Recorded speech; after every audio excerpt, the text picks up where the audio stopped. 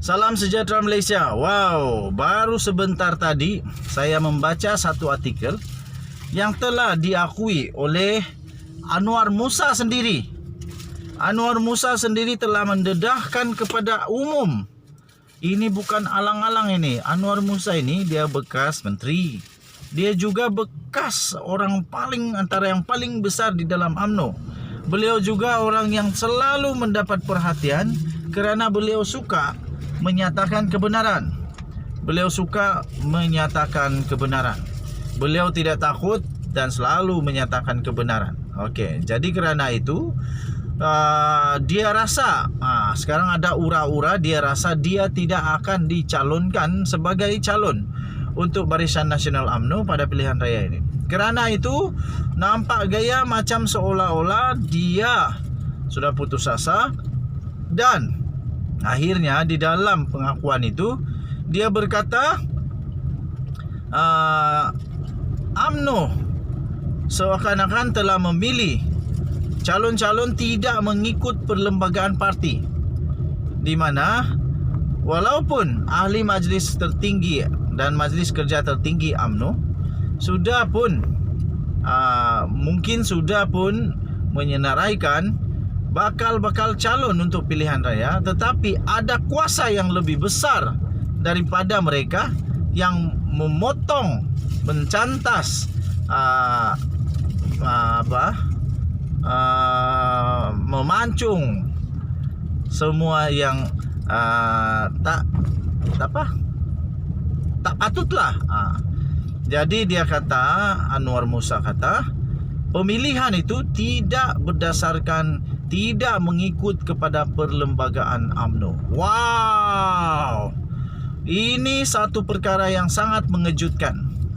Di dalam UMNO, kalau betul itu, maksud kata, secara jelas dan nyata, di dalam UMNO sekarang ini tidak berapa stabil. Tidak berapa stabil. Sebab ramai yang mungkin tidak puas hati. Jadi susah jugalah saya rasa diorang mau menang kalau tidak stabil, pertama. Kedua, macam mana diorang mau memimpin nanti kerajaan kalau diorang tidak stabil? Kecuali nanti diorang buat stabil lah, kasih stabil parti UMNO BN. Kasih stabil, barulah sebelum 19 hari bulan yakinkan kepada rakyat bahawa parti UMNO BN stabil. Parti UMNO BN stabil supaya rakyat tidak pula teragak-agak untuk memilih mereka pada pilihan raya akan datang. Tapi kalaulah mereka tidak dapat mencari jalan penyelesaian dan tidak dapat menstabilkan apa yang tidak stabil, saya fikir amat sukar untuk rakyat untuk memilih bakal menerajui kerajaan Malaysia yang tidak stabil. Jadi harap-harap walaupun ada gembar-gembur begitu di dalam UMNO tetap stabil. Harap-haraplah, kita harap-harap berlaku itu. Okey, jadi apapun kita berdoa semoga proses pilihan raya kali ini berjalan dengan baik, tidak ada rasuah dan jangan main kotor. Mainlah bersih-bersih. Kalau betul menang, menanglah. Nanti kalau main beli saja, nanti selepas pilihan raya nanti tidak sudah stabil balik. Nanti pilihan raya lagi balik. Aduh.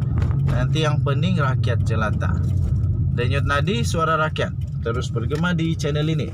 Jangan lupa untuk tekan butang subscribe, like dan share. Kita jumpa lagi pada ulasan-ulasan, bacaan-bacaan berita yang akan datang. Kita jumpa lagi. Bye-bye. Salam sejahtera Malaysia sekali lagi. Denyut nadi suara rakyat terus bergema di channel ini. Okey. Baru-baru ini ada satu akhbar, ada satu kajian yang dilakukan oleh pihak berkecuali yang bukan ahli politik, bukan juga NGO, tetapi satu penyelidikan telah dilaksanakan untuk melihat saham-saham pilihan. Adakah mereka ini masih dipilih, dipercayai atau tidak, ataupun ada calon yang lebih baik.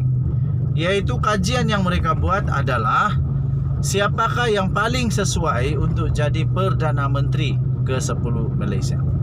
10 kah? Ke-11 kah? Perdana Menteri Malaysia yang seterusnya lah kalau sudah selesai pilihan raya. Mengejutkan sekali tuan-tuan dan puan-puan, nama Zahid Hamidi langsung tak ada dalam senarai yang mahu dipilih. Betul-betul tak ada yang tak adalah yang undi dia banyak, sikit saja. Tak masuk pun top 10. Aduh, kesian Zahid Hamidi. Tapi tidak mustahil kalau Zahid Hamidi walaupun diundi tidak famous, tidak diminati, tiba-tiba BN menang, UMNO menang, dia jadi Perdana Menteri, tidak mustahil. Begitu juga dengan Perdana Menteri sementara sekarang ini, Ismail Sabri Yaakob. Beliau juga tidak mendapat undi yang banyak. Tetapi yang mengejutkan, Khairy Jamaluddin berada di tempat kedua, tuan-tuan dan puan-puan. Berada di tempat kedua Khairy Jamaluddin untuk menjadi Perdana Menteri yang seterusnya Malaysia. Dan pastilah di tempat yang pertama Anwar Ibrahim. Anwar Ibrahim dikatakan paling layak untuk menjadi Perdana Menteri. Jadi tuan-tuan dan puan-puan yang dihormati sekalian, kamu setujukah kalau Anwar Ibrahim jadi Perdana Menteri yang seterusnya Malaysia? Adakah dia akan dapat mengeluarkan Malaysia daripada banyak kemelut masalah sekarang ini? Masalah kestabilan politik, kestabilan ekonomi, kestabilan pendidikan, kestabilan macam-macam lagi lah kestabilan yang kita harapkan. Adakah Anwar Ibrahim dapat mengeluarkan Malaysia daripada itu? Dan benarkah Zahid Hamidi tidak akan berpeluang pun untuk menjadi Perdana Menteri seterusnya? Dan sekiranya kalau dia jadi Perdana Menteri pun, kalau betul undian itu, maksudnya Zahid Hamidi akan mungkin boleh menjadi Perdana Menteri yang siok sendiri. Sebab tidak ada sokongan yang diberikan kepada dia.